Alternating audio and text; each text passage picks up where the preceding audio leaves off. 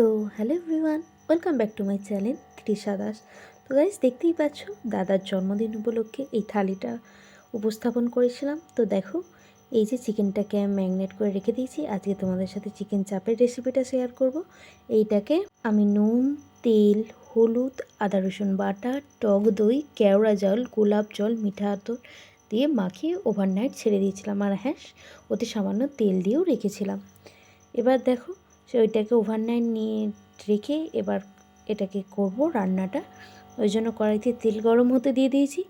তেলটা গরম হয়ে গেলে এর মধ্যে এই যে পেঁয়াজটাকে বেরেস্তা করে নেব। দেখো, পেঁয়াজটাকে বেরেস্তা করতে দিয়ে দিয়েছি, লাল লাল করে ভেজে নেব। আর অবশ্যই পেঁয়াজটাকে যখন ভাজবে তখন এতে সামান্য নুন দিয়ে দেবে। এতে বেরেস্তাটা অনেকক্ষণ পর্যন্ত দেখবে খরমরে থাকবে। বিরিয়ানি করার সময় তাই করবে, দেখবে বেরেস্তাটা খুব সুন্দর হবে। এই যে আমার বেরেস্তা হয়ে গেছে, এবার আমি এটাকে তুলে একটা পাত্রে রেখে দেবো।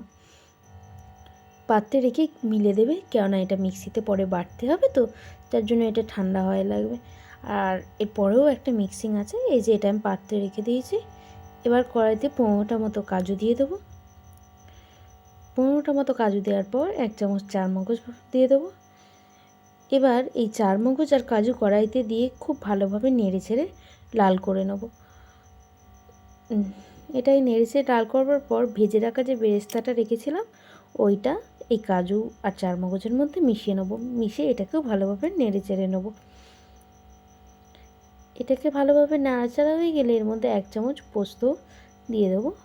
এবার এই পোস্তটা দিয়েও ভালোভাবে নেড়ে চেড়ে মিশিয়ে নেব।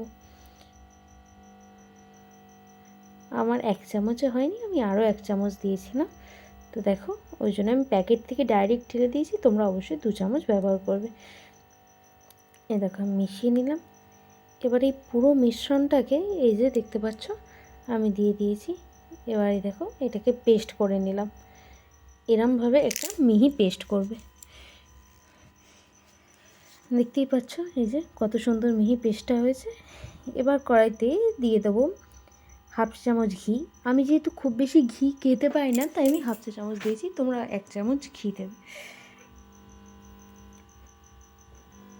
1/2 চামচ ঘি দিয়েছি।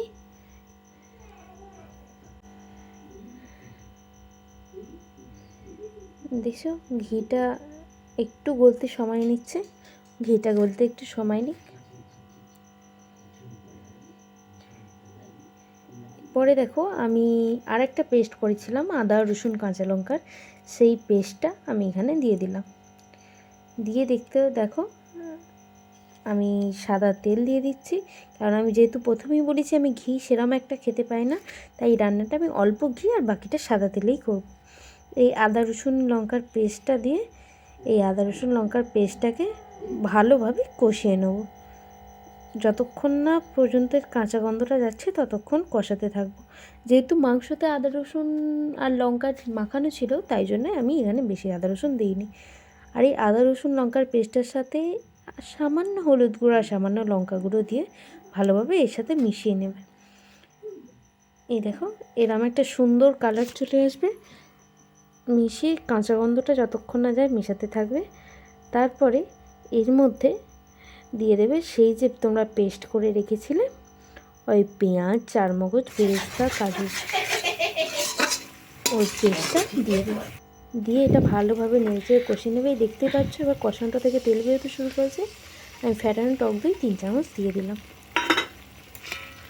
3 চামচ ফ্যাটানো টক দই দিয়ে এতে ভালোভাবে নেড়ে চেড়ে নিচ্ছি। এবার এটা নেড়ে নেওয়ার পর এতে মাংসটা দিয়ে 20 মিনিট ফোটাবে, ফুটিয়ে নামিয়ে নেবে। এই যে এখানে এরম লাগছে, কিন্তু এ দেখো আসলে চিকেন চাপটা কতটা সুন্দর হয়েছিল ছবিতে দেখতেই পাচ্ছ। তোমরা অবশ্যই বাড়িতে একবার হলেও করবে।